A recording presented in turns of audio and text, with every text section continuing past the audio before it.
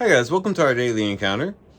In Galatians chapter 6, starting in verse 7, it says, "Do not be deceived, God is not mocked. For whatever a man sows, this he will also reap. For the one who sows to his own flesh will from the flesh reap corruption, but the one who sows to the Spirit will from the Spirit reap eternal life." And this is a very important principle, and it teaches us that whatever we are sowing in our lives, we're going to reap the effects of that. And we see this in our reading today in Hosea chapter 10, where the people of Israel were sowing things that were bringing negative results in their lives. It says in verse 13, "You have plowed wickedness, you have reaped injustice. You have eaten the fruit of deception, because you have trusted in your way in your abundant warriors." He said, "You had plowed wickedness and you have reaped injustice." If we are living a life of wickedness and we're living according to sin and rebellion against God, we're going to reap what we sow. And we're going to find that the effects in our lives are going to be less than pleasant. However, if we reap good things, we will from those good things receive good things.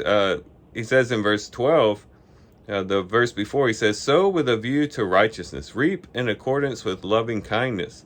Break up your fallow ground. Indeed, it is time to seek Yahweh until he comes and rains righteousness on you." The idea here is that you need to put your work towards righteousness, towards loving kindness. You need to break up the fallow ground. You need to break up the hardness of your heart. And to do that with the view that God will come at some point and rain righteousness into your life. And so we ought to be very cognizant of what we are sowing in our lives. What are we working towards? What is our focus day in and day out? As we're living on this earth, are we simply trying to live a life of according to the flesh, according to our own desires, going after the ways of our own heart? Or are we sowing to the things of the Spirit? Are we seeking the things of God? Are we working towards the things of the kingdom? If so, we will reap the beautiful fruit of eternal life. But if we're living according to the flesh, then we will see corruption. We'll see those things that we are chasing after basically fade away before our eyes. It's like chasing vanity. It's like chasing the wind. We work towards it. We work hard for it, only to watch it vanish away. But when we sow to the Spirit, we see the eternal effects. We can see that these are the things that truly will last even past this lifespan that we have, the short lifespan that we have here on this earth. So let's be aware of what we're sowing today. Are we going to sow to the Spirit, or are we going to sow to the flesh? Are we going to live for ourselves, or are we going to live for God?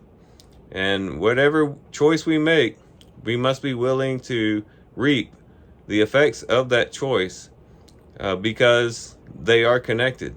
And the scriptures clearly teach that. So let's be those who who sow to the Spirit today.